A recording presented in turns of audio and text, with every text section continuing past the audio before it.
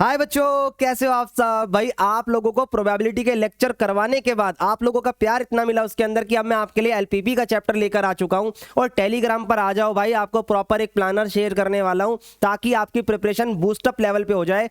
8 मार्च तक 100 में से 100 नंबर जो दिलवाने का प्रॉमिस है वो मैं आपको करवाने वाला हूं।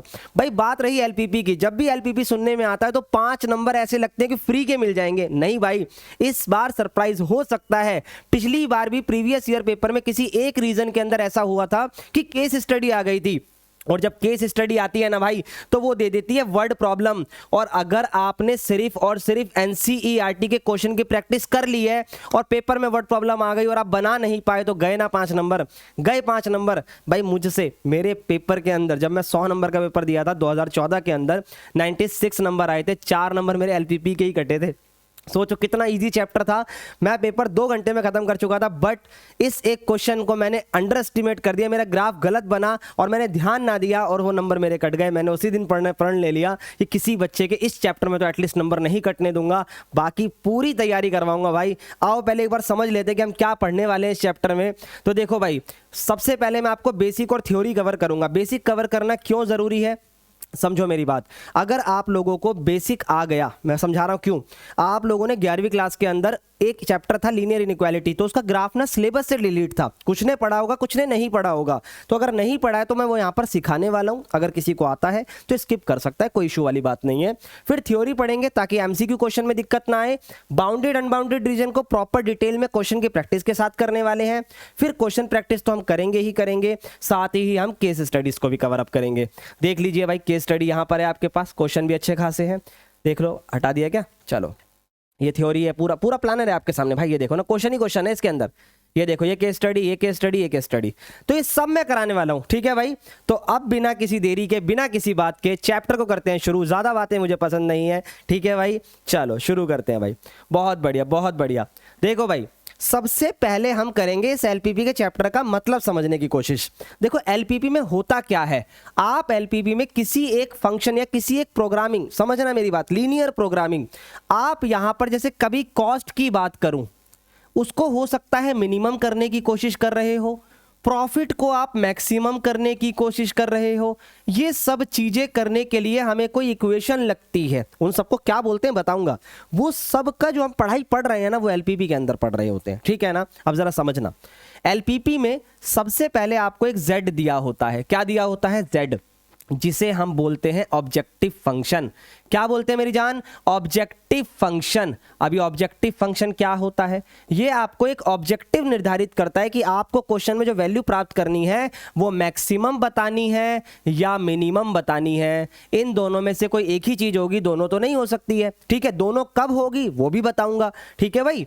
आ जाओ, इसके बाद z बराबर आता है ax प्लस by। सुनते जाना, यहां पर आपको ये इक्वेशन है जिससे पता लगेगा कि वो मैक्सिमम है या मिनिमम है। तो भाई इसमें a और b कौन है, सुनते जाना, a और b कॉफिशिएंट्स हैं, और x और y जो है ना आपके, वो आपको डिसीजन लेने में मदद करते हैं, यानी इन्हें हम बोलते हैं डिसीजन वेरिएबल। अब सर ये हमें कैसे पता लगेगा, ये डिसीजन वेरिएबल कैसे प्राप्त करने हैं, कैसे फाइंड करने हैं, सब बताऊंगा, तसल्ली रखो। अब ये x और y को ढूंढने के लिए हमें मिलते हैं कंस्ट्रेंट्स। ध्यान से सुनना, कंस्ट्रेंट, उन्हें पेपर वाला आपको बोलता है सब्जेक्ट टू कंस्ट्रेंट। क्या बोलता है वो, सब्जेक्ट टू कंस्ट्रेंट। अब यहां पर आपके पास कुछ इक्वेशंस होती हैं जो इनइक्वालिटीज की फॉर्म में दी गई होती हैं, लेस देन ग्रेटर देन कर कर। ये बात याद रखना। एक छोटी सी बात बता रहा हूं, जब एटलीस्ट वर्ड यूज हो, इसके बारे में प्रोबेबिलिटी में बहुत डिटेल में बताया था, तो ये वाला सिंबल यूज करना, और एटमोस्ट बोला हो तो ये वाला सिंबल यूज करना। और यहां पर आएंगे आपके x और y, और यहां पर आएगी आपकी न्यूमेरिकल वैल्यू, ठीक है भाई। यहां पर x और y और यहां पर आएगी न्यूमेरिकल वैल्यू। इसका मीनिंग आगे जाके समझाऊंगा। ये सब आपके सब्जेक्ट टू कंस्ट्रेंट होते हैं, a1 b1 और c1, a2 b2 और C2, ऐसे करके सो ऑन चलती हैं चीजें। फिर x, y को कई बार क्वेश्चनों में ये दिखाया जाता है। इसका मतलब ये होता है ये नॉन नेगेटिव कांस्टेंट है, मतलब आपका टोटल आंसर सीधा फर्स्ट क्वाड्रेंट के अंदर आएगा। जो भी आंसर आएगा डिटेल बताऊंगा, बस सुनते चलो बस आप एक एक चीज, ठीक है भाई। यहां तक बात समझ में आ गई। इन क्वेश्चन से हम बनाते हैं ग्राफ। क्या बनाते हैं, ग्राफ। पूरी बात सुनना, ये होता है हमारा ग्राफ, ठीक है भाई।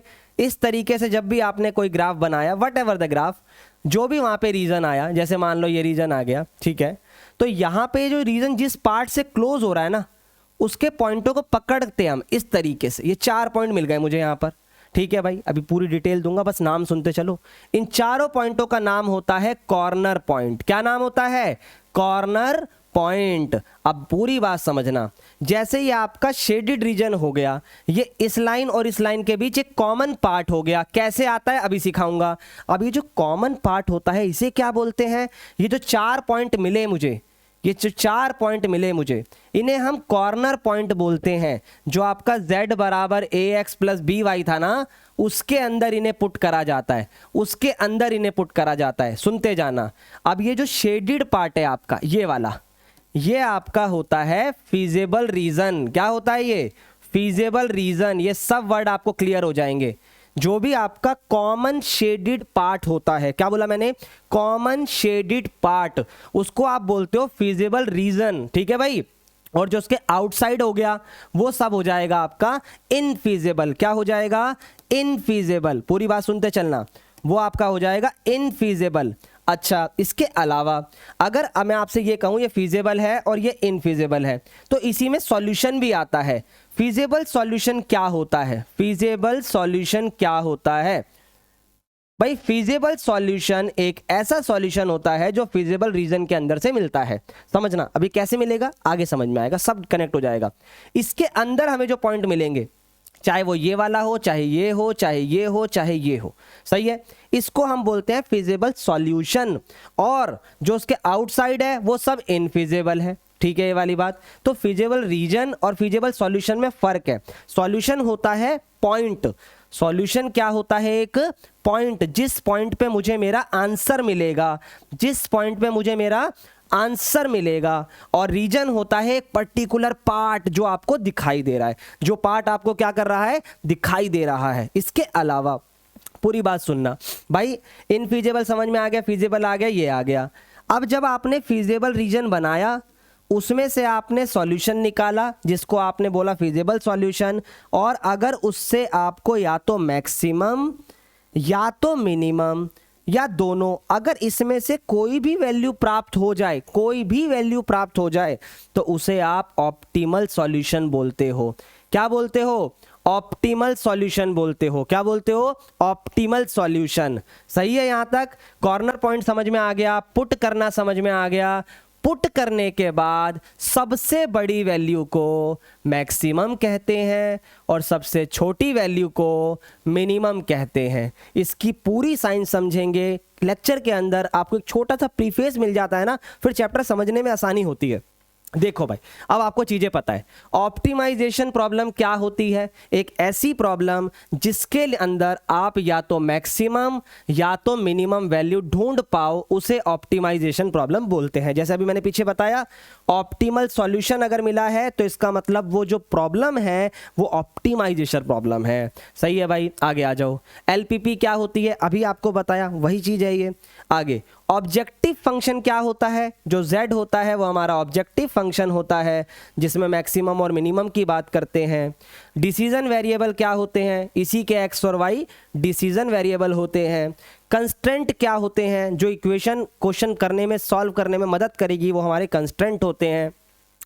फीजेबल रीजन, फीजेबल सॉल्यूशन, ये पॉइंट से रिलेट करता है, ये पर्टिकुलर एरिया से रिलेट करता है, कॉमन शेडेड रीजन से।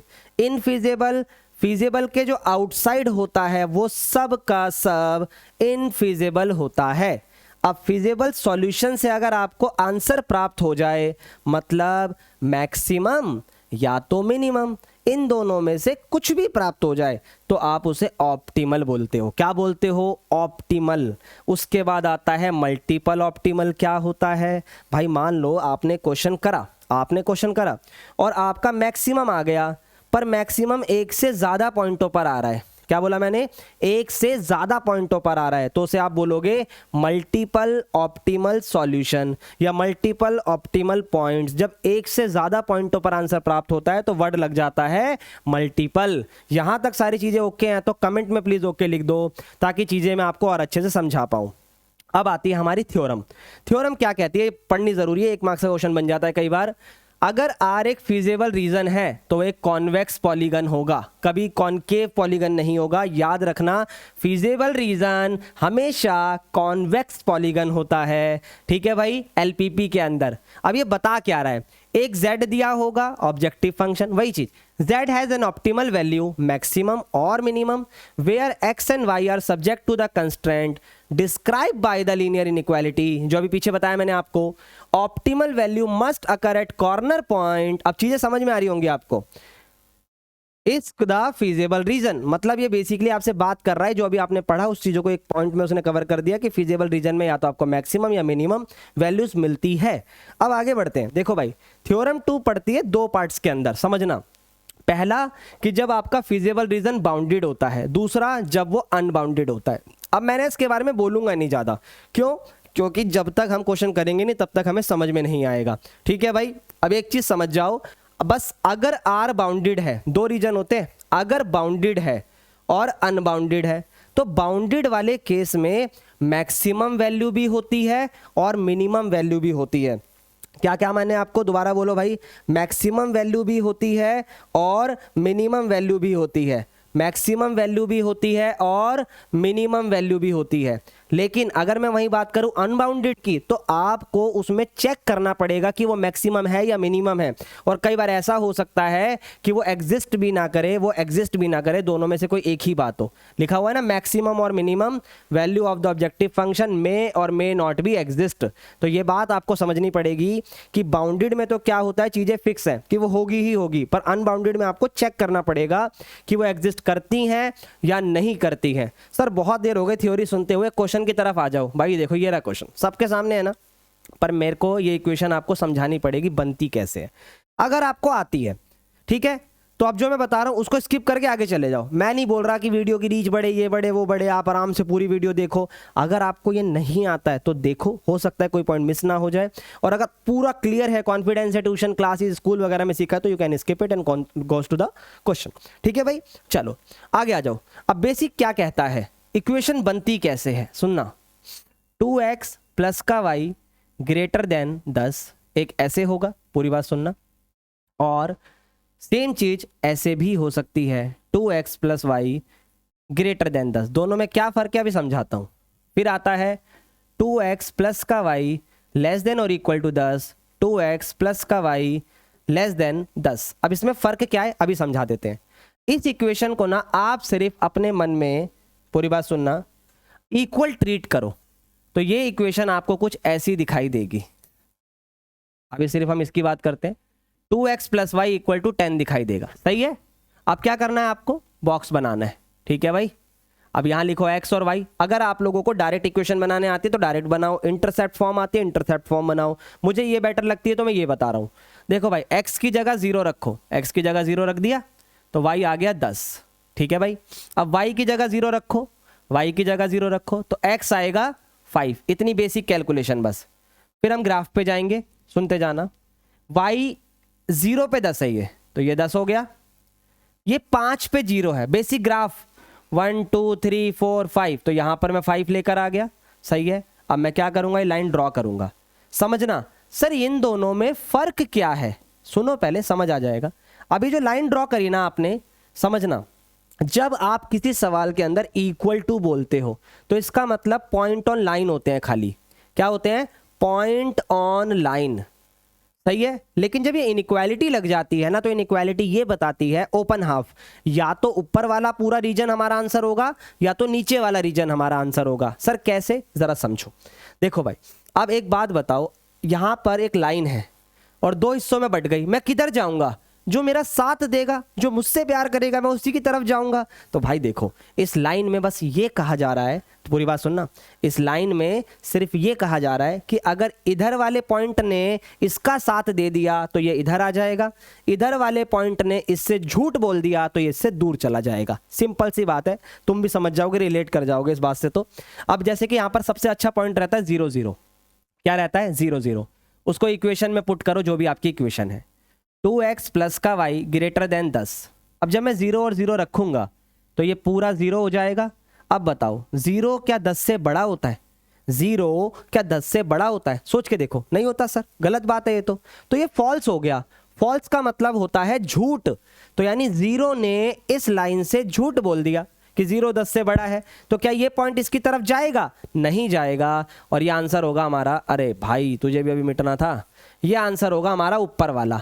ये पूरा रीजन हमारा आंसर होगा, पूरा का पूरा ओपन हाफ प्लेन, यानी ये रीजन हमारा आंसर होगा।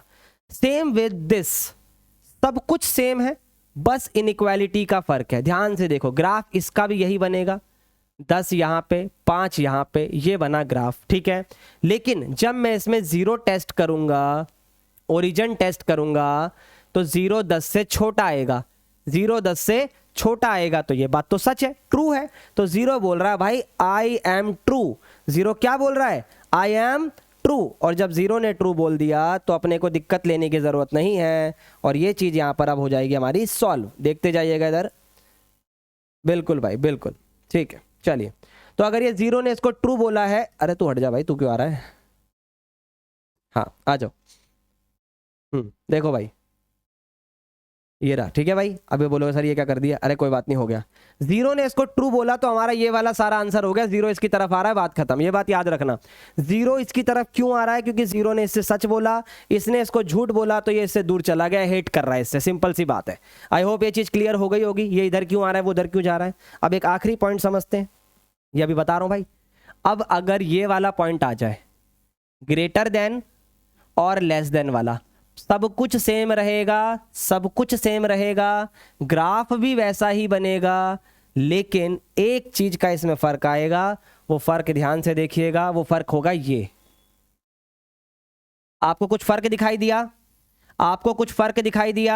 यस सर, हमें एक फर्क दिखाई दे रहा है कि जो हमारा पॉइंट है, वो जो लाइन है हमारी पॉइंट वाली, तो भाई वो लाइन डॉटेड बन रही है। अब ये लाइन डॉटेड क्यों बनी, इस बात का रॉकेट समझ लो तो साइंस आपको क्लियर हो जाएगी। क्या है इसके पीछे का लॉजिक समझना भाई। जब यहाँ पर ग्रेटर देन है तो ये मतलब क्या है, या तो वैल्यू बड़ी होगी या तो छोटी होगी, बराबर नहीं हो सकती।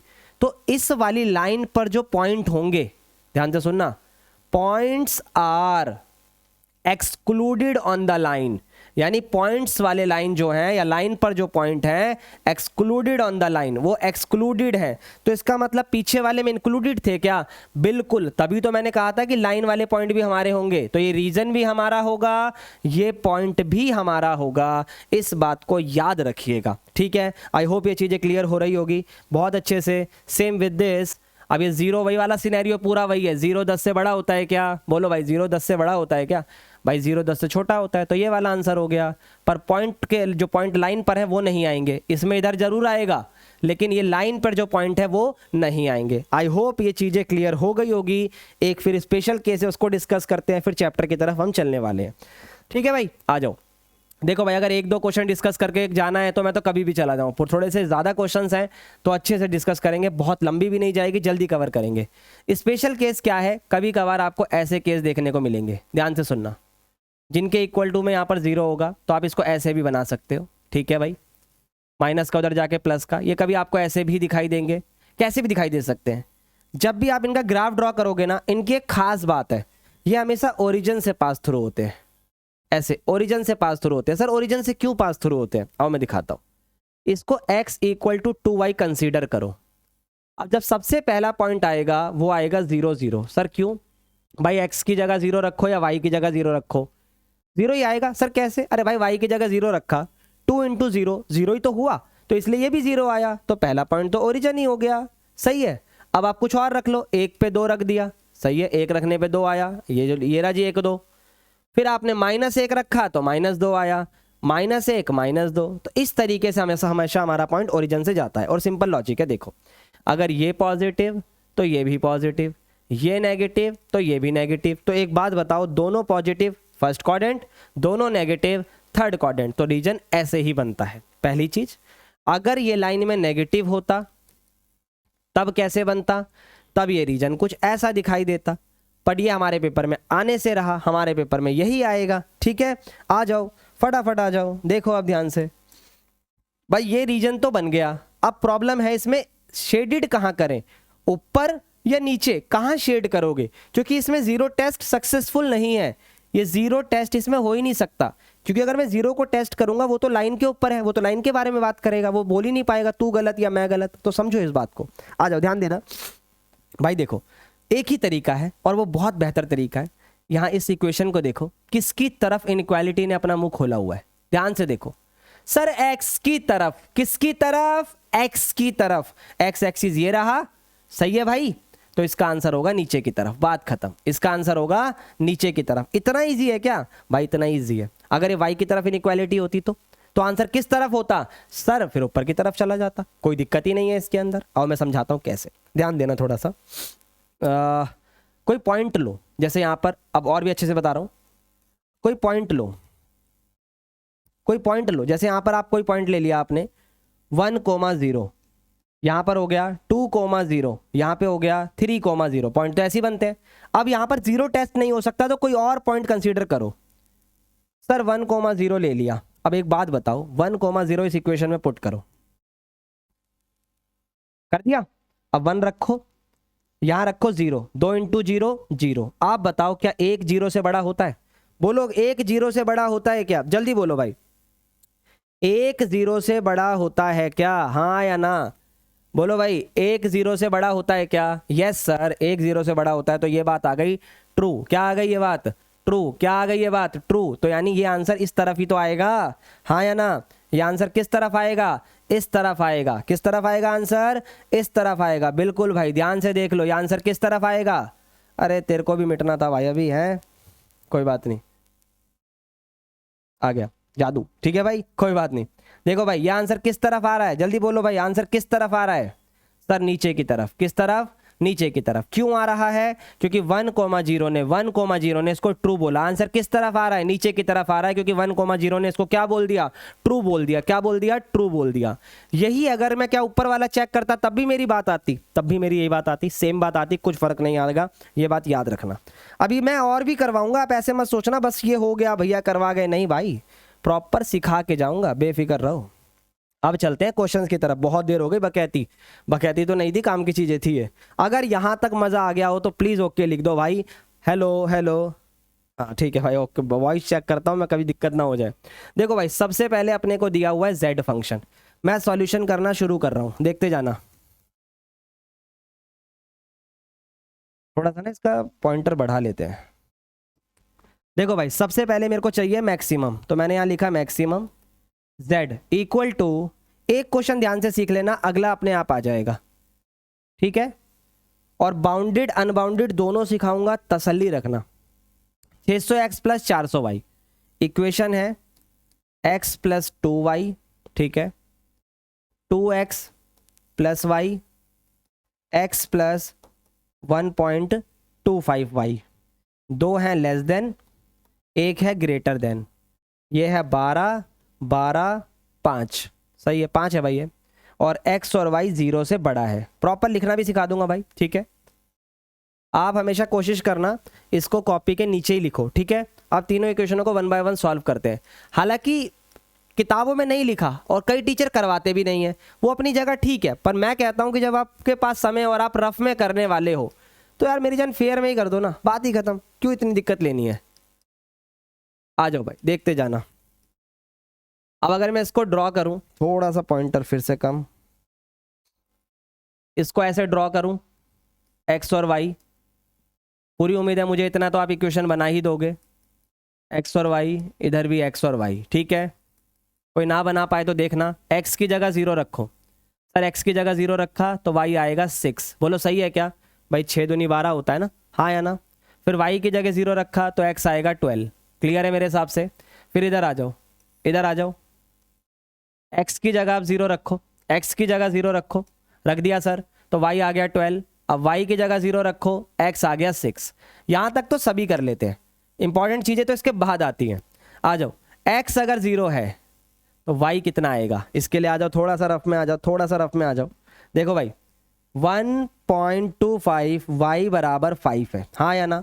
तो y बराबर आएगा 5/125, क्योंकि x को 0 रखा है आपने। अब ये सिंपल केस है भाई, अगर आपको नहीं आता तो पॉइंट हटा के 100 लगाओ, फिर डिवाइड कर लो, 4 बार में जाएगा। और थोड़ा सा दिमाग लगा सकते हो तो ऐसे लगाओ, 1 का 4 गुना 4 होता है, और 0.25 का 4 गुना 1 होता है, तो 4 और 1 5, 4 टाइम्स में जा रहा है। कितने टाइम्स में जा रहा है? 4। और अगर y को 0 रखते हैं तो x आएगा 5। यहाँ तक कोई दिक्कत? अब इसमें भी ना ट्रू और फॉल्स चेक करना है। कोई भी इक्वेशन क्या ऐसे वाली है क्या? कोई इक्वेशन ऐसे वाली है क्या? नहीं है सर। तो सिंपल ट्रू फॉल्स चेक कर दो जीरो टेस्ट से। किससे कर दो? जीरो टेस्ट से। तो आपको टेकिंग करना है 0 0, इसमें भी 0 0, इसमें भी आपको 0 0। सुनते जाना, फिर आगे मैं इतना डिटेल में नहीं लिखूंगा, याद रखना, आपको सीखना है ये। अब जब इसमें आप 0 0 रखोगे तो क्या ये 12 से छोटा है? ध्यान से देखो। यस सर, ट्रू है ये, तो सही है, सच बोल रहा है ये। तो ये जो ओरिजिन है, क्या हमारा आंसर ओरिजिन की तरफ जाएगा? Yes sir, towards the origin. Towards the मतलब भाई आपने मुझसे सच बोला है, मैं आपके पास आ रहा हूं। आपने मुझसे सच बोला है, मैं आपके पास आ रहा हूं। सेम विद दिस, फिर 0 रखा, 0 12 से छोटा है सर, ये बात ट्रू है, तो ये भी वही बात बोलेगा, टूवर्ड्स द ओरिजिन। क्या बोलेगा? Towards the origin. इधर आ जाओ, इसने जब 0 रखा, ये 5 से बड़ा बोल रहा है, ये 5 से बड़ा बन रहा है भाई, देख लो इसको तुम, ये गलत बोल रहा है भाई। तो ये आ गया फॉल्स। क्या आ गया? फॉल्स आ गया। तो इसको हम बोलेंगे अपवर्ड द ओरिजिन। क्या बोलेंगे? Upward the origin. अपवर्ड क्यों बोला? क्योंकि इसने इससे झूठ बोला। अगर मेरे से कोई सच बोलेगा तो मैं उसके पास जाऊंगा, कोई मुझसे झूठ बोलेगा तो हम उससे दूर जाएंगे। Simple as that. शुरू करें, एक इसका ग्राफ बनाना शुरू करते हैं। आ जाओ भाई, फटाफट आ जाओ। देखो एक बार, बहुत ध्यान से देखना भाई, बहुत ध्यान से देखना भाई। चलो जी, स्केल उठा लेते हैं। आओ जी, देखते हैं एक बार, कोशिश करते हैं यहाँ पर ग्राफ ड्रॉ करने की। हाँ जी, आ जाओ जी। थोड़ी जगह छोटी पड़ेगी बट कोई बात नहीं, आप पीछे कर लीजिएगा, या पीछे ही बना दें इसको? बोलो फटाफट। यस सर, पीछे ही बना दो, कोई बात नहीं। हमें वैल्यूज याद रखनी है बस। कहाँ तक है हमारी वैल्यू? 12 6 और 5, ठीक है।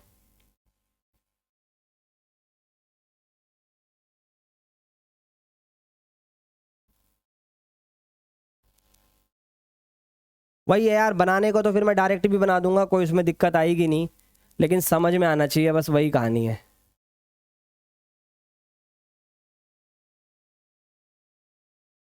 ठीक है, आ जाओ। अब इसको ड्रॉ कर लो, ध्यान से देखना, इसको ड्रॉ कर लो।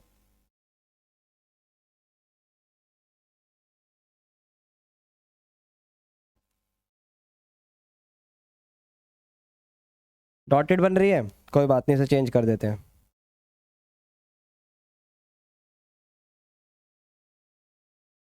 लाइन बन गई, ठीक है। अब इसको उठाओ,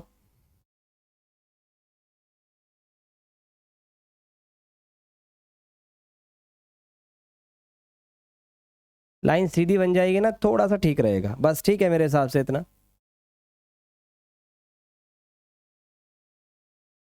नेगेटिव हमें चाहिए नहीं, ठीक है।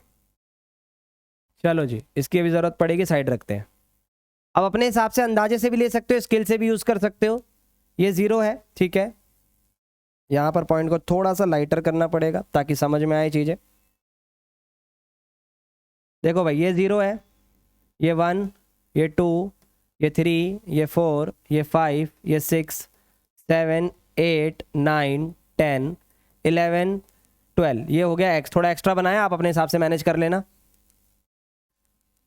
फिर 1 2 3 4 5 6 7 8 9 10 11 12, ठीक है भाई, x हो गया और y हो गया। अब पिछले क्वेश्चन में क्या क्या आ रहा है? ये वाले क्वेश्चन में सर 0 पे 6 है, 0 पे 6 है तो ये वाला पॉइंट हो गया, 0 पे 6 है तो ये वाला पॉइंट हो गया, ठीक है। और 12 पे 0 है तो ये वाला पॉइंट हो गया। सही है भाई।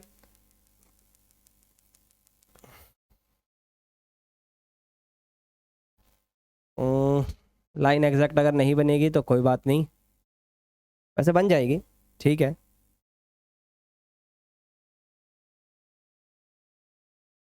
हटा ही दो, क्योंकि मुझे दिख रहा है कि ये एरर करेगा। कोई बात नहीं, मैं इससे बनाता हूँ, ठीक है भाई। देखो ठीक है लाइन, कोई दिक्कत इसके अंदर नहीं सर, क्लियर है। अब एक काम करना, जब आप ये लाइन ड्रॉ करो, थोड़ा सा ना इसे बड़ा ड्रॉ करना, थोड़ा सा बड़ा। क्यों सर थोड़ा सा बड़ा क्यों ड्रॉ करना है? मैं बताता हूँ, दोबारा सुनो, ठीक है, दोबारा सुनो। आ जाओ देखो, अगर आप ऐसे बनाते हो ना, हाँ, अब होगा क्या, जब आप इस लाइन पे लिख दोगे ना ये कौन सी लाइन है, तो आपको ही मदद मिलेगी। 0 पे 6 था, 0 पे 6 था, 6 और 12 पे 0 था, 12 पे 0 था, तो ये x plus 2y less than है, x plus 2y less than equal to 12 है। ये बन गई हमारी पहली लाइन, कई बार काम आएगा, ध्यान से सुनना। इसके बाद चलते हैं, बिल्कुल 0 पे 12, 0 पे 12 और यहां से आ गया 6, ठीक है।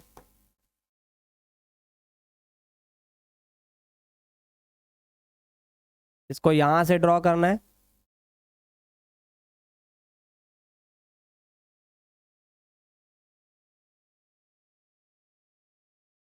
हाँ जी ठीक है भाई। तो अब ये जब ड्रॉ हो गया, आइडिया ले लेना थोड़ा सा, इस लाइन की इक्वेशन थी 2x प्लस का y लेस देन 12। अब आगे बढ़ने से पहले थोड़ा सा मैं इसके बारे में बताना चाहूंगा, ये दोनों टूवर्ड्स द ओरिजिन थे, यानी दोनों का आंसर नीचे की तरफ आ रहा है। तो मेरे भाई जब दोनों का आंसर नीचे की तरफ आ रहा है तो ये भी इस तरफ आएगा, देखते जाना, ये भी इस तरफ आएगा और ये भी इस तरफ आएगा। आपको कॉमन रीजन दिखना शुरू हो गया होगा, कॉमन रीजन दिखना शुरू हो गया होगा, बोलो हाँ या ना।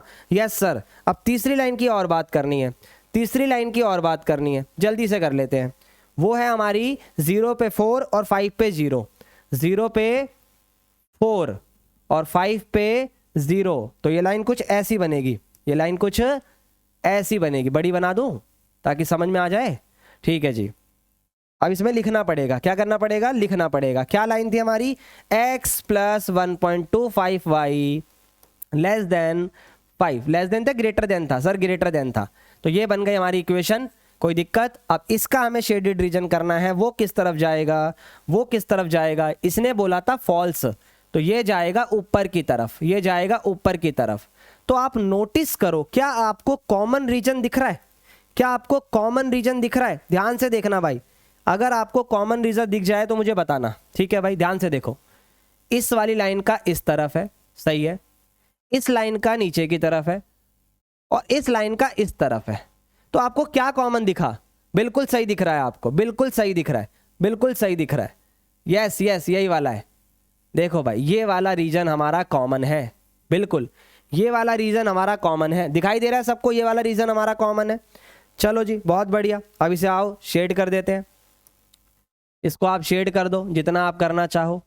अब इसके ऊपर क्या थ्योरी लिखनी है वो मैं आपको सिखाता हूं। एक क्वेश्चन अगर क्लियर हो गया ना तो बाकी आप अपने आप कर दोगे। ये है बाउंडेड का केस। किसका केस है ये, बाउंड हो गया ना, फिर एक अनबाउंडेड का भी करवाऊंगा। पहले ये देख लो भाई, देखो ये ऊपर ये दोनों नीचे, तो ये हो गया हमारा कॉमन। क्या हो गया हमारा, कॉमन। ठीक है भाई, चलो आगे बढ़ते हैं। अब सबसे पहले एक एक करके हम क्या लिखेंगे, इस थ्योरी यहीं लिखनी चाहिए थी वैसे तो, अब जब यहां कर रहे हैं तो यहीं लिख देंगे। देखो भाई, सिंस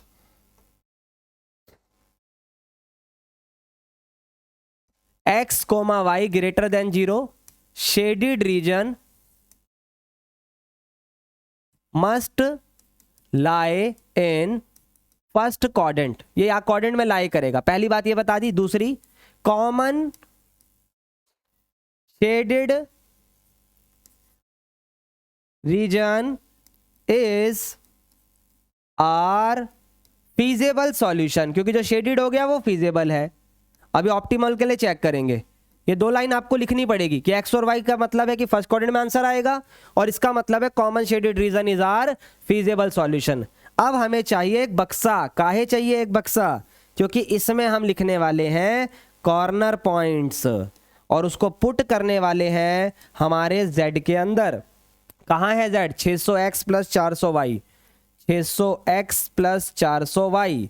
आ जाओ जी, आ जाओ जी, फटाफट आ जाओ। देखो भाई पहले कॉमन कॉर्नर पॉइंट्स बताओ। ए, ठीक है, ये कलर यार थोड़ा चटक पटक वाला नहीं है ना, इससे बेटर तो वाइट वाला है। ए, बी, सी, डी और ई, 5 पॉइंट दिखाई दे रहे हैं मुझे, 1 2 3 4 5, सही है क्या, यस। तो ए, बी, सी, डी, ई, पांचों को फाइंड करो। सर फाइंड करें, कैसे फाइंड करें, आओ बताता हूं। देखो भाई सबसे पहले ए जो है वो 0,4 पे है, दिख रहा है साफ साफ, सुनते जाना। बी जो है वो 0,6 पे है, सही है। सी को छोड़ दो अभी। डी देखो किस पे है, 6,0 पर है, 6,0 पर है डी, ठीक है। और ये आपका 5,0 पर है, ये आपका 5,0 पर है। अब बात करते हैं सी पॉइंट की। ये थोड़ा सा रफ वर्क यूज करना है यहाँ पे। आप देखो भाई, अगर ये पॉइंट आपको जैसे कि यहाँ मिल रहा है, लगभग ये 4,4 के आसपास आ रहा है ना भाई, लगभग ये 4,4 के आसपास आ रहा है, क्योंकि मैंने एग्जैक्ट पॉइंट तो नहीं लिया बट एस्टिमेट लिया है। अगर आप ग्राफ पेपर पे बनाते हो तो आपको एग्जैक्ट मिलेगा। अगर फिर भी ना मिले तो आप क्या करना, सुनो।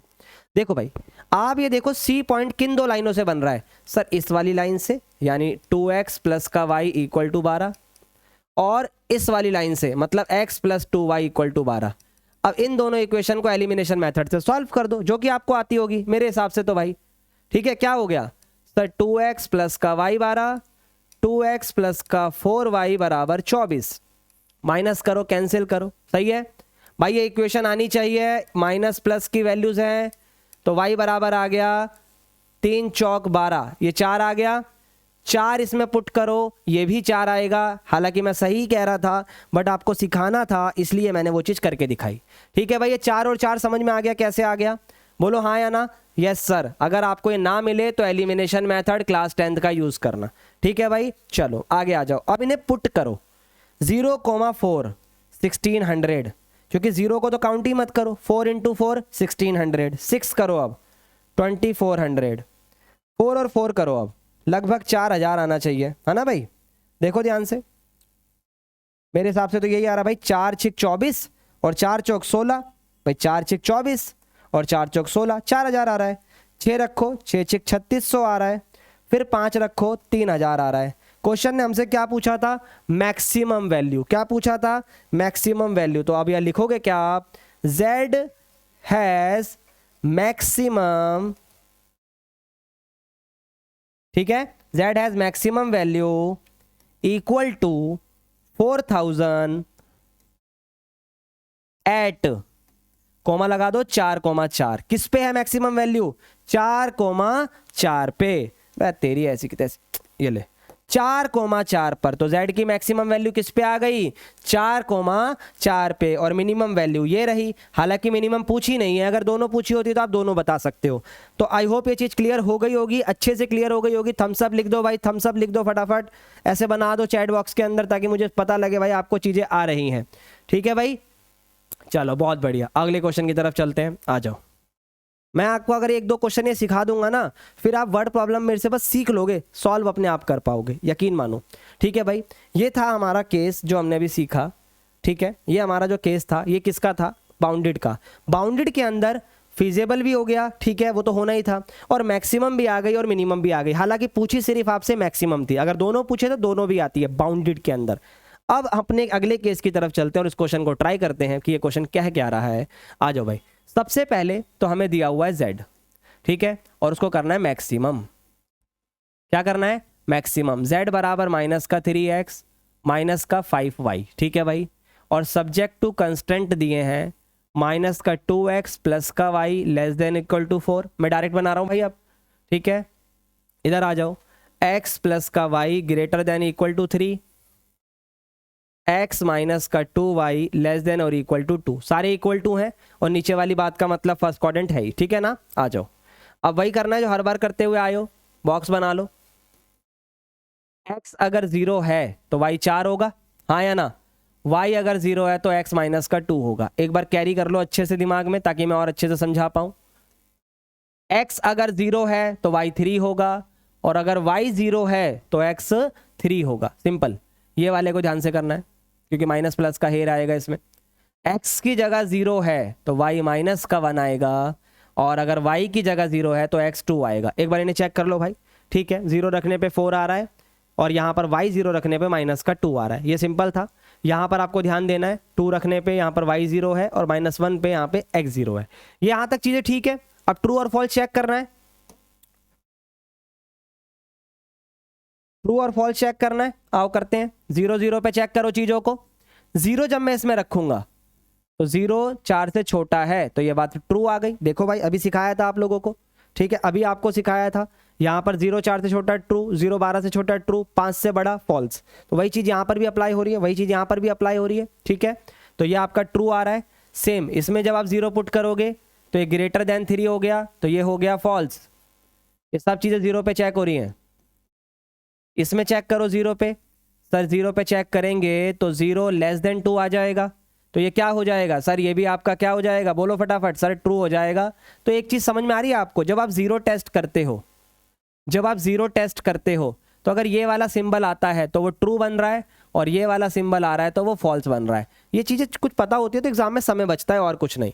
अब इसका ग्राफ ड्रॉ करना है, वो अपने आप में एक चैलेंज होता है। ठीक है भाई, अब मैं थोड़ा सा डायरेक्ट बना रहा हूँ भाई, ताकि आपको समझ में आ जाए, टाइम थोड़ा कम लगे।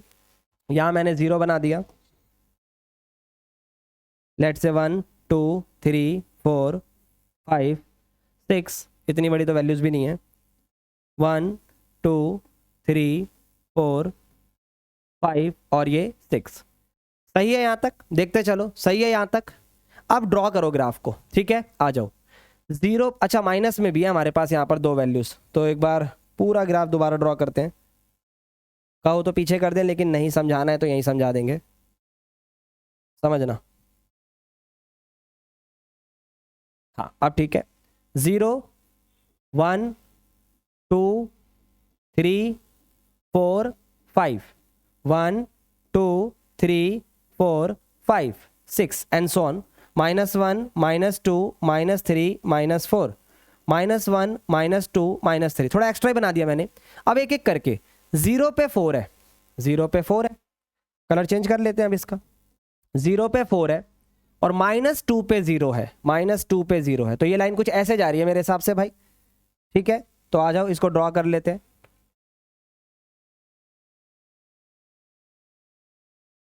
ठीक है भाई, देखते चलो।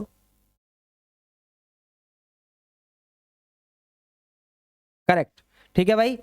अब क्या करना है सर, इसके ऊपर नाम लिख दो, माइनस का 2x प्लस का y less than equal to 4, पहली लाइन हो गई। अब इसका शेडेड रीजन किस तरफ आएगा, सर ये 0 जो था वो 4 से छोटा था, मतलब ट्रू था, तो ये नीचे की तरफ आ रहा है। किसकी तरफ आ रहा है, नीचे की तरफ। क्यों, क्योंकि 0 यहीं पे विराजमान है और ये 0 को सच बोल रहा है, 0 को क्या बोल रहा है, सच बोल रहा है, तो ये उसकी तरफ जाएगा।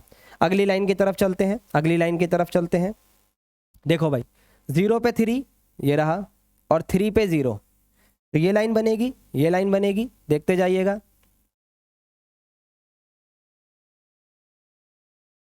सही है मेरे हिसाब से, बिल्कुल क्लियर लाइन है।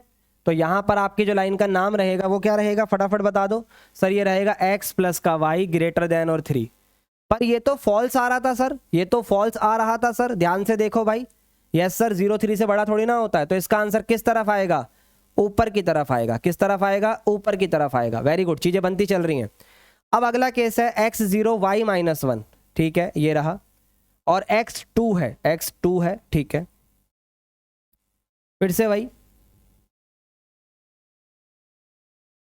सही है भाई, देख लो एक बार ध्यान से। अब क्या करना है, अब क्या करना है, अब इस लाइन का नाम लिखेंगे पहले हम। क्या नाम है इस लाइन का, फटाफट बताओ सर। x माइनस का 2y less than equal to 2, और ये ट्रू था, तो ये जो 0 यहां पर है, ये वैल्यू यहां पर या ऊपर आएगा। अब अगर आपको अब कॉमन रीजन दिखाई दे रहा हो, कॉमन रीजन दिखाई दे रहा हो, तो ध्यान से सुनिएगा, ध्यान से सुनिएगा। ये वाला जा रहा है इधर, सही है, पूरी बात सुनते जाना।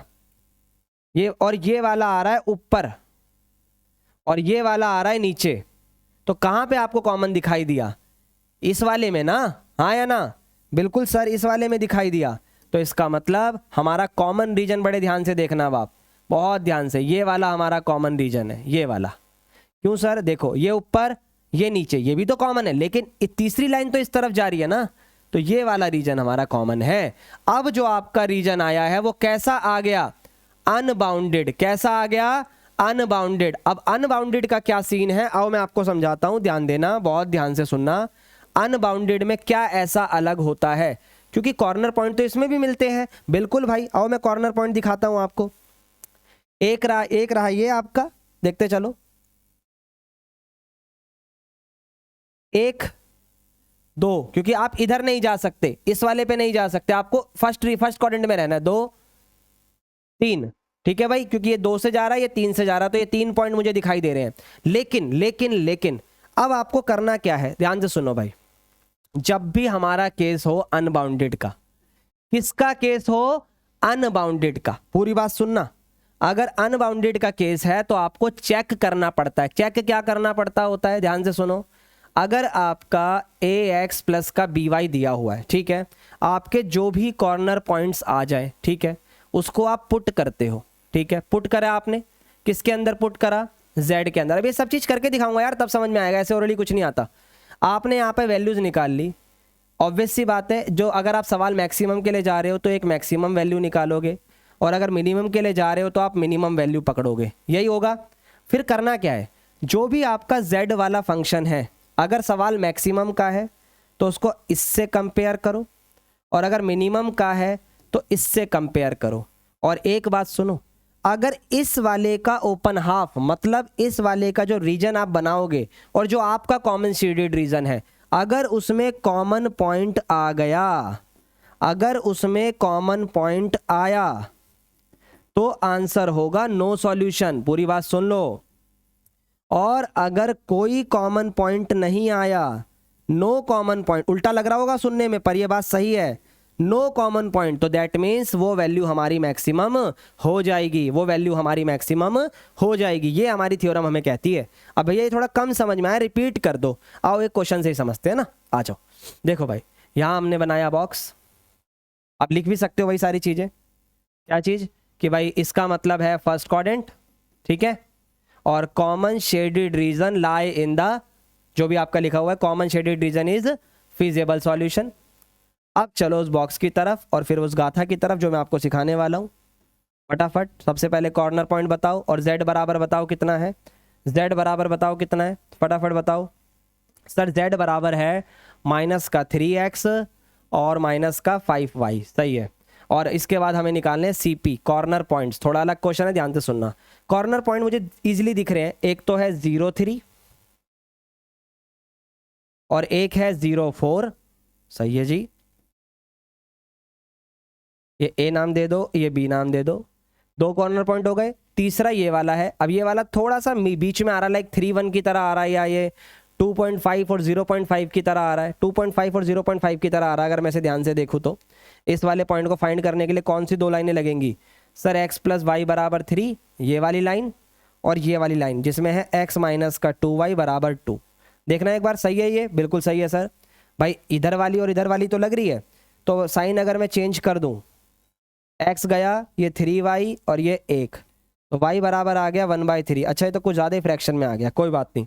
तो भाई y की वैल्यू आ गई 1/3, पूरी बात सुन लेना, y की वैल्यू आ गई 1/3, ठीक है। अब अगर 1/3 इसमें पुट करता हूं तो x की वैल्यू कितनी आ जाएगी, 3 तिया 9, 9 में से 1 गया, 8/3, कितनी वैल्यू आ जाएगी, 8/3, सही है, बहुत बढ़िया। अब इसे पुट करना है इसके अंदर, 0 रखा, 5 तिया 15, 4 रखा, 5 चौक 20। अब इसको रखना ध्यान से, माइनस का 3 इंटू में 8/3, ठीक है, माइनस का 5 इंटू में 1/3, आ जाओ जी, 8 तिया 24, 5 एकम 5 और नीचे 3, तो ये आ गया 29/3। थोड़ा फ्रैक्शन में आ रहा है, चलने दो, कोई दिक्कत नहीं है। अब ये लगभग लगभग आपका आ जाएगा माइनस का 9.327, कितना आ जाएगा, माइनस का 9.67। अब ये बताओ इन तीनों में मैक्सिमम कौन है, सर तीनों में मैक्सिमम तो यही होगा। अगर आपको नंबर लाइन का कॉन्सेप्ट पता है कि भाई -15, -20 और इधर माइनस का 9 समथिंग, तो जो इधर होता है वही बड़ा होता है, तो यानी ये माइनस का 9 बड़ा है, सही है भाई। ये हमारी मैक्सिमम वैल्यू हो गई, लेकिन इस मैक्सिमम वैल्यू को साबित करना पड़ेगा कि ये मैक्सिमम है, मैक्सिमम वैल्यू को साबित करना पड़ेगा कि ये मैक्सिमम है। उसी के लिए सारी की सारी गाथा रची जाएगी।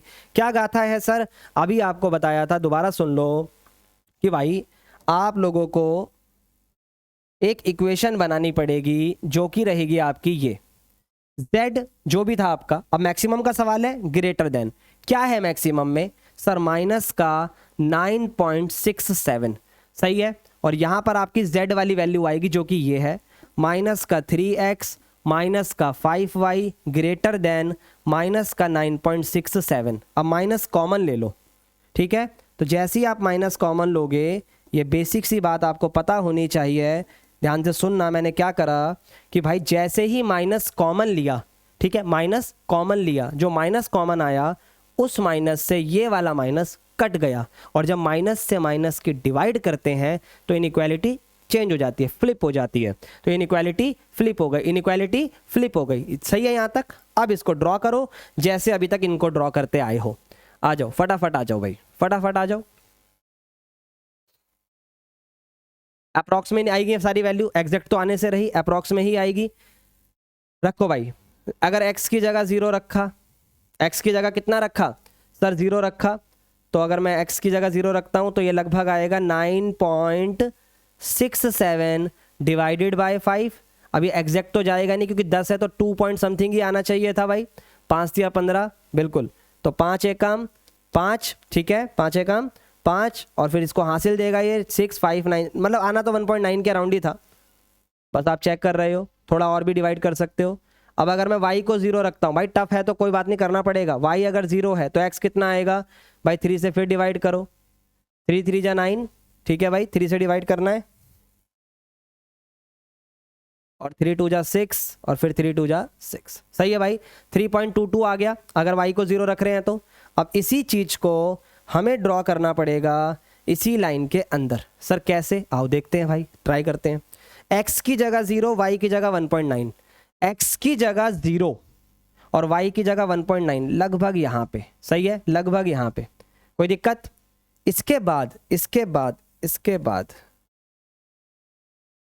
हाँ, इसके बाद हाँ ठीक है, आ जाओ। इसके बाद जो दूसरा पॉइंट है वो लगभग है 3.22, लगभग यहाँ पे आएगा। अरे भैया तुझे क्या हो गया? हाँ, लगभग यहाँ पे आएगा। अब जब इसकी लाइन ड्रॉ होगी तो ये कुछ ऐसी ड्रॉ होगी, ठीक है। इसका कलर चेंज कर देता हूँ, इसका कलर चेंज कर देता हूँ ताकि समझ में आए। तोतिया तो हो रखा है, ग्रीन कर देते हैं। देखो भाई, इसकी लाइन कुछ ऐसी ड्रॉ होगी, ठीक है, सुनते जाना। लेकिन एक चीज याद रखना, ये लाइन हमेशा डॉटेड रहेगी। सर ये लाइन डॉटेड क्यों रहेगी? अभी मैंने आपको सिखाया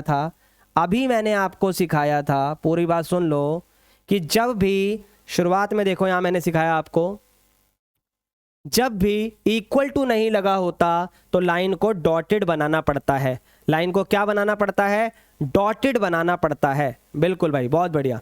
लाइन को क्या बनाना पड़ता है? डॉटेड बनाना पड़ता है। अब ये लाइन तो बन गई, लेकिन इसका रीजन ऊपर की तरफ आएगा या नीचे की तरफ आएगा, ये मुझे चेक करना है, तो ध्यान से सुनो। अब इस लाइन का शेडेड रीजन किस तरफ आ रहा है? 0 से चेक करवाओ इसे। इस इक्वेशन में 0 को चेक करवाओ, 0 0 0। अब ये बताओ, ये ट्रू बोल रहा है या फॉल्स बोल रहा है? जल्दी बोलो मेरी जान, ट्रू बोल रहा है या फॉल्स बोल रहा है? सर ये तो ट्रू बोल रहा है, पूरी बात सुन लो, ये ट्रू बोल रहा है। और जब ये ट्रू बोल रहा है तो इसका मतलब टूवर्ड द ओरिजिन जाएगा। Yes sir. अभी जो डॉटेड लाइन है उसका आंसर नीचे की तरफ आएगा, तो इसका मतलब क्या हुआ कि आपके कॉमन शेडेड रीजन, ध्यान से सुनना, common shaded reason has not the common point with z greater than, जो भी आपकी वैल्यू आई थी मैक्सिमम वाली, अब उसको यहां पर आप लिख सकते हो, has not the common point with this equation, minus का 3x माइनस का 5y ग्रेटर देन माइनस का 9.67। और जब इसके साथ कोई कॉमन पॉइंट नहीं आया, that means z has the maximum value. भाई बुक का वही आसान क्वेश्चन करा के मैं क्या करूं आपको, ये बताओ? वो तो आपने 10 बार कर लिया, तो थोड़ा टफ लेकर आइए चीजों को ताकि आप कर पाओ। देखो भाई, z has the maximum value, z की अपनी एक मैक्सिमम वैल्यू है। चलो जी, बहुत बढ़िया, यानी z की मैक्सिमम वैल्यू मुझे मिल गई, और वो मैक्सिमम वैल्यू क्या है? माइनस का 9.67 या 29/3। भाई देखो, मुझे पता है कुछ चीजें टफ होती हैं, एक बार इसको फिर से देखो, पूरा क्वेश्चन 100% क्लियर होगा। सारी इक्वेशन आपको क्लियर थी, बस ये शेडेड रीजन की दिक्कत है। अब इस पे मैं कितना ही बना लूंगा, आप इसको प्रॉपर एक ग्राफ पर घर पे कॉपी पे बनाओ, आपको समझ आएगा मैं क्या कह रहा हूँ। स्केल यूज करना, ग्राफ पेपर यूज करना, चीजें में मजा आ जाएगा। ठीक है भाई, आई होप ये चीज समझ में आ गई होगी। अब सपोज मान लो ये रीजन का आंसर ऊपर की तरफ आता, किस तरफ आता? ऊपर की तरफ। समझो मैं क्या कह रहा हूं। अगर इसका आंसर ये ऊपर वाला होता तो ये देखो कॉमन पॉइंट नहीं बन गया ग्रीन वाले और इस वाले में, कॉमन पॉइंट बन गया ना, तो उस कॉमन पॉइंट की वजह से फिर आंसर नहीं होगा। लेकिन जब ये लाइन नीचे आंसर दे रही है और हमारा शेडेड रीजन ऊपर है, तो क्या इसके बीच कुछ कॉमन पॉइंट आया? सर नहीं आया। और जब ऐसे कोई कॉमन पॉइंट नहीं आता तो हमारा आंसर होता है। ये अनबाउंडेड का सीन है, ये अनबाउंडेड का सीन है। ठीक है मेरी जान, बोलो भाई क्लियर है क्या? ये आपके लिए होमवर्क रहेगा, ध्यान से सुन लो भाई, ये आपके लिए होमवर्क रहेगा। इसमें बस एक ही केस है जो थोड़ा दिमाग लगाने वाला है, वो भी मैंने आपको बता दिया है, पूरी बात सुन लो। ये मैंने आपको सिखाया, ये भी मैंने आपको सिखाया। 2x माइनस का y लेस देन और इक्वल टू 0, अभी इसके बारे में समझाया था। अब एक बात बताओ, इनइक्वालिटी किस तरफ जाएगी? सर y की तरफ। ट्राई करना, ना आए तो टेलीग्राम पे आके मुझसे आप पूछ सकते हो, वो भी मैं करवाऊंगा। अब चलो इस कुछ क्वेश्चनों की तरफ। ये प्रीवियस ईयर पे आए हुए क्वेश्चंस है, ये आपका 3 नंबर में आया था, बहुत ईजी है, सिर्फ हिंट लेंगे कंप्लीट आप कर देंगे। ठीक है भाई, आ जाओ, देखो क्या लिखा हुआ है। आपके पास कॉर्नर पॉइंट्स हैं, आपके पास कॉर्नर पॉइंट है, z बराबर वैल्यू दी हुई है। Objective function find the maximum value for the z। आपको कुछ नहीं करना, सारे पॉइंट उठाने हैं, 0 8 6 8 6 5 4 0 4 10 और आपसे पूछी है मैक्सिमम वैल्यू, और इस 3x माइनस के 5y में पुट कर सकते हो।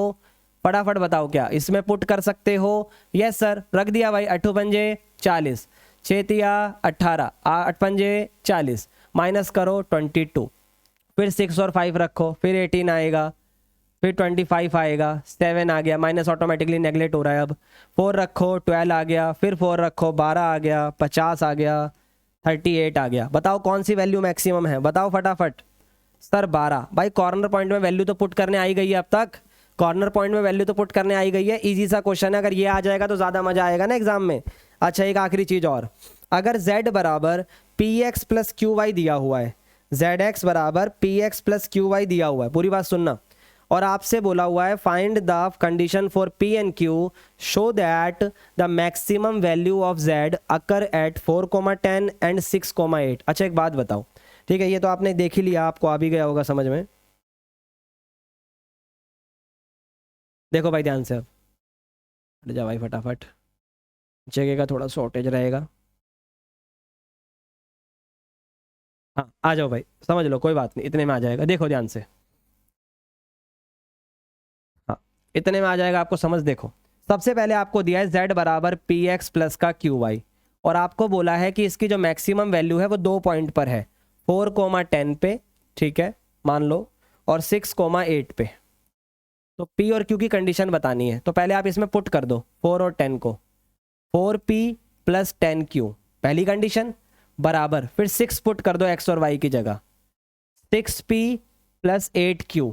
सर ऐसा क्यों करा आपने, ऐसा क्यों करा आपने? अच्छा एक बात सुनो भाई, जब आपने 4 10 रखा तब भी मैक्सिमम है, 6 8 रखा तब भी मैक्सिमम है, तो दोनों मैक्सिमम आपस में क्या हो गए? Sir equal. 4p में से 2p को माइनस करो,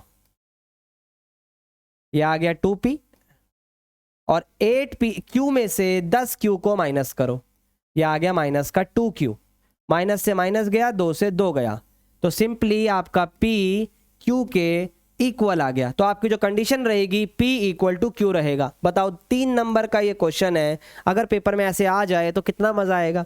सर आता कहाँ है भाई, पिछले साल ही आया ये क्वेश्चन, ठीक है। अब आ जाओ ये क्वेश्चन देखो भाई, इसमें बोला है कि जो कॉमन शेडेड रीजन है, आपको दिखाई दे रहा होगा, अगर इक्वेशन हल्की दिख रही है तो मैं बता देता हूँ। x माइनस वाई बराबर 1 है, x प्लस का 2y बराबर 10 है, और ये x प्लस का y बराबर 2 है। आपसे बोल रहा है कि इनमें से कौन सी ऐसी कंस्ट्रेंट है given below which of the following is not the constraint. Not है तो एक बात बताओ, ये वाली लाइन ऊपर जा रही है ना, तभी तो शेडेड रीजन बना होगा। अब ये लाइन ऊपर क्यों जा रही होगी? इसकी इनइक्वालिटी ने फॉल्स क्रिएट करा होगा, मतलब इस तरफ इनइक्वालिटी होनी चाहिए, सही है। ये वाली लाइन ये है, ये नीचे की तरफ आ रही है शेडेड लेके, तो मतलब ये ट्रू है, तो इसने ऐसा इक्वेशन क्रिएट करा होगा। ये भी इस तरफ जा रही है, ये भी ट्रू है, ठीक है भाई, ओरिजिन वाली बात कर रहा हूं मैं, तो इसने भी आपको इस तरीके की इक्वेशन ही क्रिएट करके दी होगी। अब इसमें से जो नहीं है वो गलत है। x plus y greater than 2 सही है, x plus 2y less then 10 सही है, x minus y greater than 1 यही आंसर होगा, क्योंकि लास्ट वाला भी सही है, यही वाला गलत है, नॉट पूछा था तो आंसर होगा सी, क्योंकि ये ग्रेटर देन बोल रहा है जबकि ये लेस देन होगा। ये क्वेश्चन 1 मार्क्स यानी एमसीक्यू में आपसे आया था। इजी क्वेश्चन है भाई, इसको इग्नोर मत करो। अच्छा इसमें दिखता नहीं है ज़्यादा ना, ब्लैक कर दूंगा, व्हाइट पे करूंगा तो ठीक है। एक और क्वेश्चन है, ये आपके लिए मैं होमवर्क में दे रहा हूँ क्योंकि अभी करवाया है वही है, पीछे जो आप कर आए हो, नहीं करवा देता हूँ, थोड़ा अलग भी हो सकता है। हाँ z जो है ax प्लस बी वाई है और उसकी मैक्सिमम वैल्यू 42 है, ठीक है, ax प्लस बी वाई है, मैक्सिमम वैल्यू 42 है 4 6 पर, 42 4a 6b, यानी पहली इक्वेशन आ गई 4a प्लस का 6b बराबर 42। उसके बाद मिनिमम वैल्यू 19 है, ठीक है जी 19 है, किस पर है 3,2 पर, 3,2 पर, ठीक है भाई। तो यानी आपके पास दो इक्वेशन आ गई। अब इसको क्या एलिमिनेशन मेथड से सॉल्व कर कर ए और बी नहीं बता पाओगे। अगर आप चाहते हो बोर्ड में 100 में से 100 नंबर आए तो कमेंट में जाकर इसका आंसर लिखो, कमेंट में जाके इसका आंसर लिखो, तो ही आगे मैं आपसे बात करूंगा। आगे आ जाओ। The area of the feasible region by this equation is what. देखो भाई कॉन्वेक्स तब होता है जब वो शेडेड रीजन बनाता है, ठीक है, और पॉलीगन तभी बनता है। बाउंडेड भी कोई यही होता है। अब कॉनकेव तो होता ही नहीं है, बचा अनबाउंडेड, यही आंसर सही होगा। सर कैसे, सुनो, इसका तो कोई रोल ही नहीं है, फर्स्ट क्वाड्रेंट की बात कर रहा है, ठीक है ना। अब इसकी बात करते हैं। इस इक्वेशन को अगर मैं ड्रॉ करूं, x plus 3y greater than 3, x बाद में करा उसने जानबूझ के, इसको अगर मैं ड्रॉ करता हूं, कहीं भी ये ड्रॉ हो जाए, ये ग्रेटर देन का साइन देख रहे हो, जब आप 0 पे चेक करोगे तो ये सच बोल रहा है या झूठ बोल रहा है। सर फॉल्स आएगा।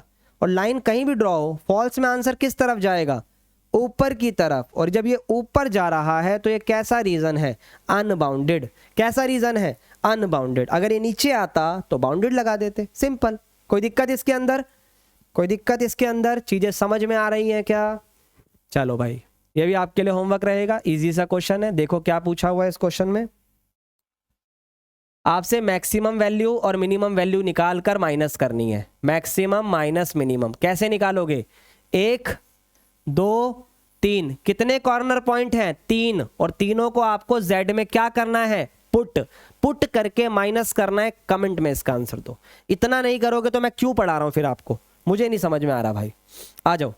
अब सॉल्यूशन आपको दिया हुआ है, एक 3x प्लस का 4y और लेस देन 7। अगर इसका ग्राफ ड्रॉ करा जाए तो ऐसे ही ड्रॉ होगा। क्यों सर, भाई सारी वैल्यू पॉजिटिव्स है। अब लेकिन ऐसे की जगह भी लाइन को ऐसा बनाना पड़ेगा, डॉटेड, क्योंकि ये नहीं है। अब एक एक करके समझते हैं इसका मीनिंग क्या है, ये ट्रू होगा या फॉल्स होगा, पहले ये बताओ भाई। 7 की तरफ मुंह खुला हुआ है तो ये इस तरफ आएगा, हाँ या ना, ट्रू है ये। आगे आ जाओ। होल एक्स वाई, क्या बोला इसने, whole x y plane except the point lying on the point this. सारे पॉइंट होंगे एक्स वाई पे, नहीं भाई। Whole x y plane along with the point lying on the line this line, नहीं भाई। अब ये आ गया ओपन हाफ, बिल्कुल, क्योंकि हाफ हाफ प्लेन होते हैं ना भाई, दो हाफ होते हैं, तो दोनों की बात करनी है हमें, ठीक है भाई। आ जाओ। तो क्या ये ऊपर वाला हाफ होगा या नीचे वाला हाफ होगा, सर ये 2 हाफ हैं, ये पूरी लाइन मत बनाना, कभी डॉटेड ही बनाना हमेशा। या तो ऊपर वाला आंसर होगा या तो नीचे वाला आंसर होगा। तो इसने बोला है open half plane containing the origin, open half plane containing the origin, contain कर रहा है, except the point on the line, except the point on the line. सही है, मैंने क्या कहा था, डॉटेड लाइन जो होती है उसके पॉइंट इंक्लूड नहीं होते, वो एक्सक्लूड होते हैं वो एक्सक्लूड होते हैं, तो उसको एक्सक्लूड भी कर दिया और ओरिजिन को इंक्लूड भी कर दिया। तो option number C is the right answer, ठीक है भाई। चलिए बहुत बढ़िया, मजा आ रहा है भाई, मजा आ रहा है। अब एक और क्वेश्चन आ गया कि भाई which of the following are the possible constraint. Easy है पर समझ में आना चाहिए। देखो भाई ये सब के सब फर्स्ट क्वाड्रेंट में है, तो x 0 से बड़ा, x y 0 से बड़ा, x y 0 से बड़ा। लास्ट वाला वैसे ही गलत हो गया, सही है, ठीक है। अब इसमें से अगर आप नोटिस करोगे तो कोई भी लाइन ओरिजिन की तरफ नहीं आ रही है। ओरिजिन की तरफ मतलब नहीं आ रही, तो ये ट्रू तो नहीं है, फिर क्या है, ये फॉल्स है। और फॉल्स होता है तो इनइक्वालिटी ऐसी बनती है। तो इस वाले की इक्वेशन बनी x plus y less than, sorry, greater than 3, और ये x plus 2y greater than 4। मेरे हिसाब से x plus 2y greater than 4 और x plus y greater than 3। Option number C is right. Simple words में मैंने बता दिया, फॉल्स होता है तो ग्रेटर देन, ट्रू होता है तो लेस देन। ये बात याद रखो, चीजें सॉर्टेड है, ठीक है, पॉजिटिव्स के अंदर। आगे बढ़ते हैं भाई, आगे बढ़ते हैं। एक और क्वेश्चन आपके सामने असर्शन और रीजन का। यहाँ पर एक थ्योरी मैं आपको समझाना चाहूंगा, समझिएगा, बहुत अच्छे से समझिएगा। देखो भाई, कॉर्नर पॉइंट है, फिजिबल रीजन है, z है हमारा, मैक्सिमम वैल्यू इनफाइनाइट पॉइंट पर आती है, सही है। चलो देखो क्या बोल रहा है, the corner point of the bounded feasible region LPP are shown below, maximum value of z occur at infinite point. अब ये इनफाइनाइट पॉइंट पता है कब बनता है, समझो। अगर किसी लाइन पर यहां भी मैक्सिमम और यहां भी मैक्सिमम, तो अगर दो मल्टीपल ऑप्टिमल आंसर आ गए, तो ये पूरी लाइन पर जितने भी पॉइंट है ना, सब हमारे आंसर्स होते हैं। तो इसका मतलब इनफाइनाइट आंसर होते हैं। तो चेक करते हैं इसमें ऐसा है या नहीं है। पहला पॉइंट है 40 20, रख के देखो, 40 20 दूनी 40, तो इस पे आ रहा है 80। इस पे रख के देखो आर पे 60 30, 60 30 दूनी 60, 120 आ रहा है। ये 60 रखो, 60 आ रहा है, 120 रखो, 120 आ रहा है। तो आपने नोटिस करा, इस पे भी 120, इस पे भी 120, और ये मैक्सिमम है। तो अगर एक ही लाइन पर दो बार आंसर आ रहा है तो ये मल्टीपल ऑप्टिमल हुआ। तो इसका मतलब पूरी लाइन पर कितने पॉइंट होंगे, बहुत सारे पॉइंट होंगे। तो इसका आंसर हो गया मल्टीपल ऑप्टिमल सॉल्यूशन। तो असर्शन ट्रू है। रीजन की बात करते हैं इसका, the optimal solution of LPP having a bounded feasible reason must occur at a corner point. सही है ये भी, लेकिन आपको ये कंफर्म होना चाहिए ए और ये आपस में लिंक नहीं है। यानी ए भी सही है, आर भी सही है, लेकिन ये एक दूसरे की एक्सप्लेनेशन नहीं है। तो अगर आप असर्शन रीजन के बारे में थोड़ा बहुत जानते हो तो ठीक है, नहीं तो मैं पूरा करवाऊंगा। हर एक चैप्टर के टॉप 5 5 10 10 MCQ असर्शन रीजन ला के एक क्लास में डिस्कस करूंगा। बाकी इसका भी मीनिंग ये है कि दोनों सही हैं, पर ये एक दूसरे की एक्सप्लेनेशन नहीं है। R is not the explanation of A. I hope ये क्लियर हो गया होगा मल्टीपल ऑप्टिमल सॉल्यूशन की बात। Let's move to the case study guys. Case study आ चुकी है हमारे सामने। देखो भाई, क्वेश्चन को समझना पड़ेगा। मैंने इसमें से चित्र काट दिया है, बस आपको क्वेश्चन दे दिया है ताकि आप क्लियर कर पाओ चीजों को। देखो, पहले आपको क्वेश्चन पढ़कर समझ में आना चाहिए क्वेश्चन ने पूछा क्या है, नहीं तो आप कर नहीं पाओगे कभी। टू टेलर, पूरी बात सुनना भाई, पूरी बात सुनो।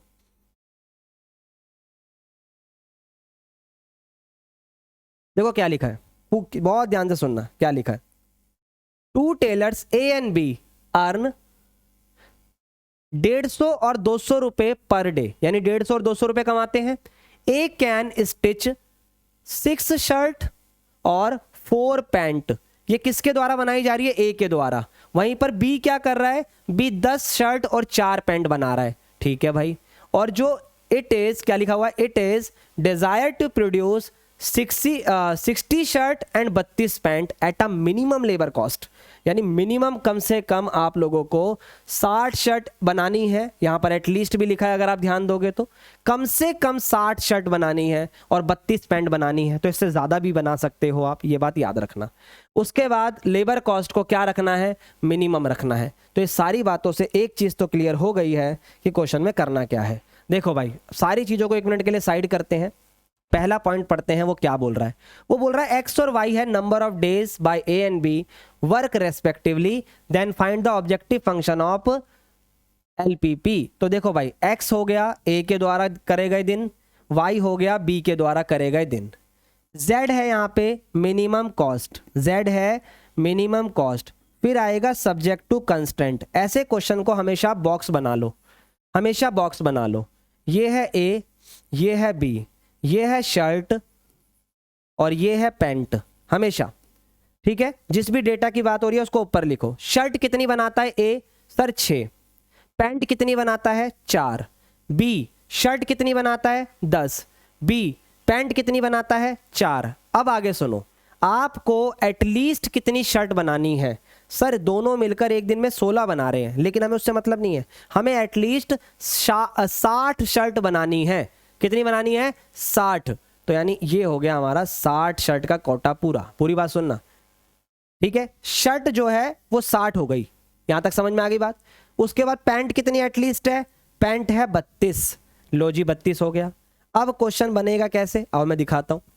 पहले बात करते हैं इनको लेबर कॉस्ट क्या मिल रही है, 150 और 200 रुपए, तो 150 रुपए,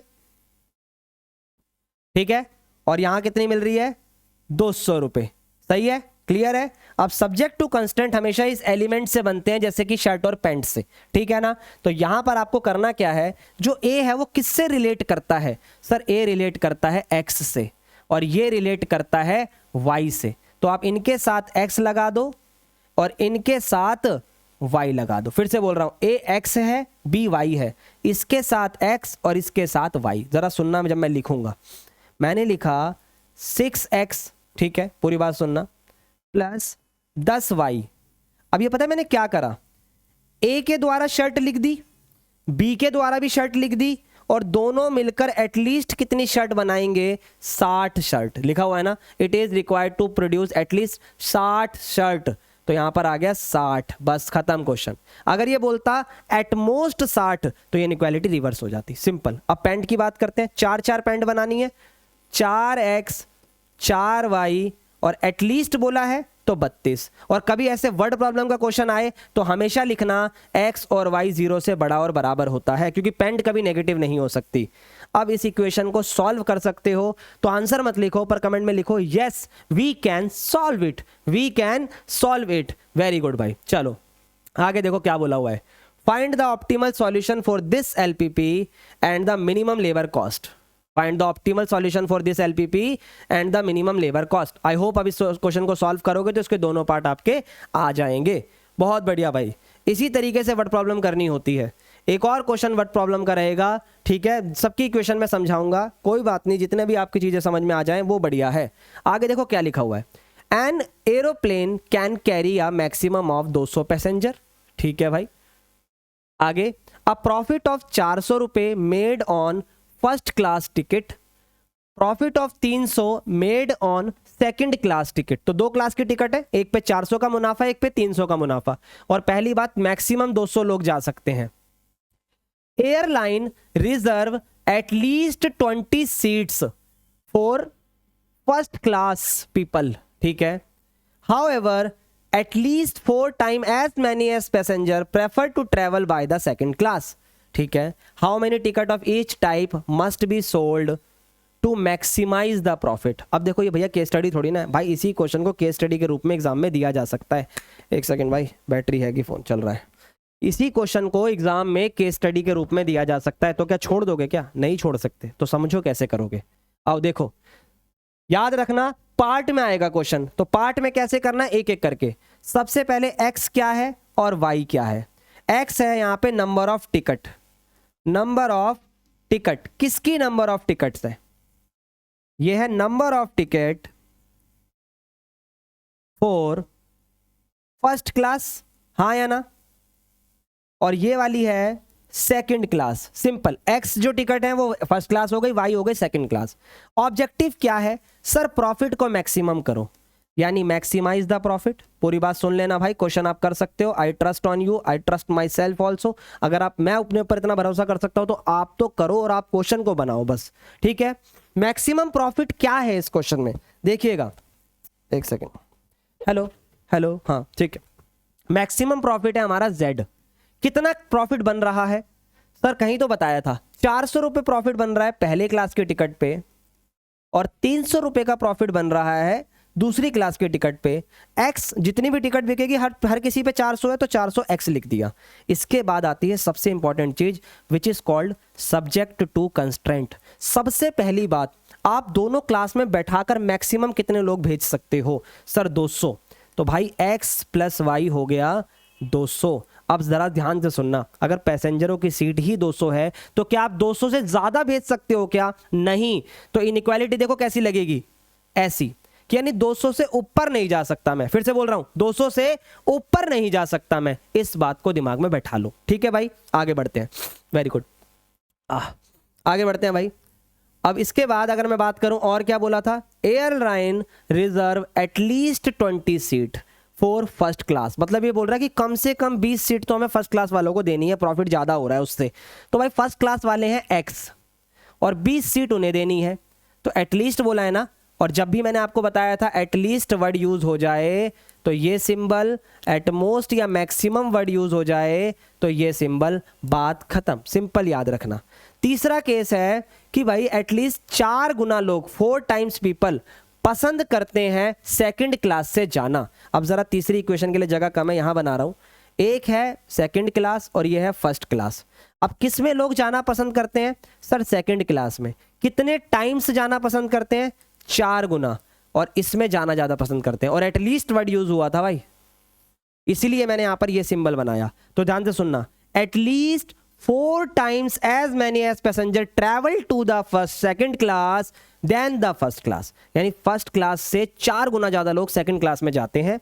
याद रखना, एटलीस्ट बोला है तो 4 से ज्यादा भी जा सकते हैं, इसलिए ये सिंबल और ये 4 टाइम्स। और एज यूजुअल हर बार की तरह एक्स और वाई 0 से बड़ा तो होता ही है। क्या इस क्वेश्चन को कर सकते हो? क्या ये चीज क्लियर हो जाएगी? अगर आपने क्वेश्चन करा और आपको डाउट आया तो प्लीज मुझे कमेंट में लिखो, टेलीग्राम पे लिखो, मेरे को आप मेल भी कर सकते हो। मेरी मेल आईडी यहां पर मैं लिख देता हूं, ये आखिरी क्वेश्चन रहेगा। मेरी मेल आईडी ये रहती है भाई, इस पे आप मुझे मेल कर सकते हो, aman.kumar1@247.com। ठीक है भाई, ये मेरी मेल आईडी है। आप चाहो तो कोई डाउट मुझे यहाँ मेल भी कर सकते हो, मुझे कोई दिक्कत नहीं है। अगर आप इंस्टाग्राम पे कनेक्ट होना चाहते हो तो वहां भी आ सकते हो, AMANKR96। बोलो क्लियर है यहाँ तक? ये चीज याद रखिएगा। चलिए आगे बढ़ते हैं भाई। यहाँ देखो भाई, a diet for the sick person, a diet for the sick person must contain 4000 vitamin, 50 unit of minerals, वही अभी जो मैंने बताया आपको, 1400 यूनिट ऑफ कैलोरीज, यानी देखो विटामिन्स, ठीक है, मिनरल्स और कैलोरीज कितनी कितनी है सर? 4000 है, एटलीस्ट है, तो ये वाला सिंबल लग गया। मजा आ रहा है? अब मजा आ रहा होगा। अब एटलीस्ट 4 एटलीस्ट है और सब एटलीस्ट है। Diet must contain at least this, इतना, एटलीस्ट 50 मिनरल्स और एटलीस्ट 1400 कैलोरी। नहीं लिखा तो सब एटलीस्ट ही है भाई, तभी बोला है उसने।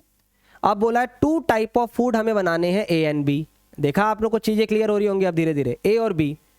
और इनकी जो कॉस्टिंग है वो ये दे दी। आ जाओ भाई, कॉस्टिंग दे दी आपको 5 रुपए और 4 रुपए पर यूनिट।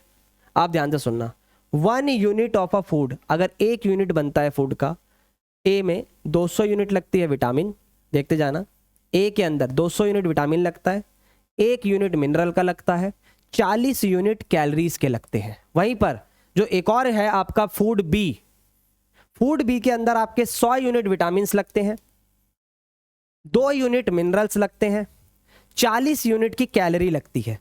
तो आपको कुछ ऐसा कॉम्बिनेशन बनाना है फूड और फूड बी के लिए, to at least to have least cost. Least का मतलब हो गया मिनिमम कॉस्ट।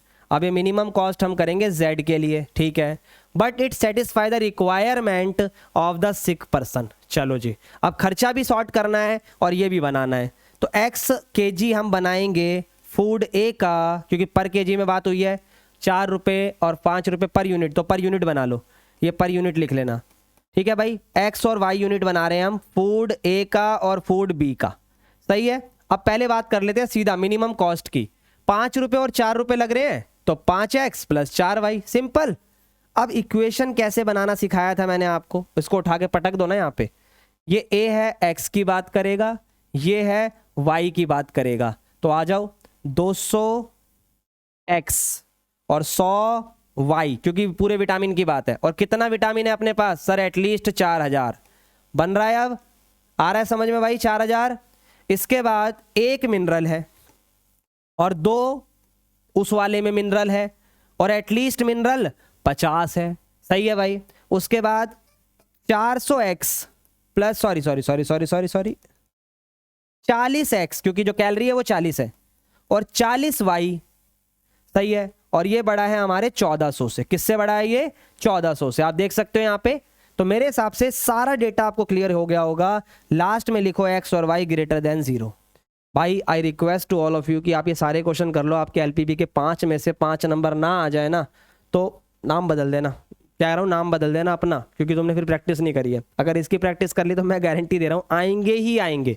ठीक है भाई, कॉस्टिंग समझ में आ गई। जो भी डेटा दिया हो एक्स और वाई का, उसको 2 पार्ट में बांटो। उनके अंदर जो भी चीज़ इस्तेमाल हो रही है उसे यहाँ लिखो, उसकी रिक्वायरमेंट को यहाँ पर पूरा करो। क्वेश्चन हमेशा बनेगा, क्वेश्चन हमेशा बनेगा। तो भाई बस जाने से पहले एक ही बात कहूँगा, कोई भी दिक्कत आ रही है, कुछ भी आ रहा है, आपको मैंने आईडी बता दी, ये बता दिया, आप मुझे मैसेज कर सकते हो, कोई डाउट हो पूछ सकते हो, किसी भी तरीके की टेंशन लेने की ज़रूरत नहीं है। पेपर है, पेपर से इतनी कोई दिक्कत मत लेना, सब बच्चे एंड टाइम पे भी पढ़ के मार्क्स लाते हैं। अब आप जो, वही कहना चाहूँगा यार, जो बीत गया सो बात गई, अब उसको याद करके क्या फ़ायदा, जो गलती हो गई सो हो गई, अब फोकस करो आने वाली आगे की चीज़ों पे। ठीक है भाई, that's all from the today's class, bye bye and take care guys.